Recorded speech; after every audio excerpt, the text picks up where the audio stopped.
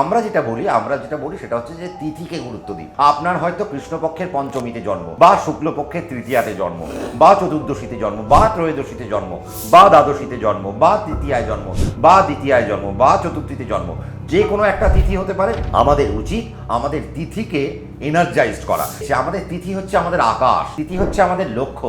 এই তিথিকে যদি আমরা এনার্জাইজ করতে পারি, আমরা আমাদের লক্ষ্যে অবিচল থাকবো, আমাদের মধ্যে দৃঢ়তা বাড়বে, আমাদের মধ্যে অনেক কনফিডেন্স আমাদের মধ্যে আস্তে আস্তে বাড়তে আরম্ভ করবে। হাজার প্রতিকূলতা আমাদের জীবনের মধ্যে আসবে, কিন্তু আমরা সেই প্রতিকূলতাকে দেখে ভয় পাবো না। কেন? আমরা তিথিকে অলরেডি এনার্জাইজড করে রেখেছি। তিথি যখনই এনার্জাইজড হবে, আপনার শরীরের ভিতরের যে অরা রয়েছে, সেই অরা কিন্তু আস্তে আস্তে আরও ভালো জায়গায় যাবে এবং আপনি খুব ভালো ভাইবস আপনি কিন্তু নিজের মধ্যে পাবেন। তাহলে তিথিকে এনার্জাইজ করবেন কি করে? আপনার যে তিথিতে জন্ম, সেই তিথি ওয়াইজ আপনাকে নিরামিষ খেতে হবে।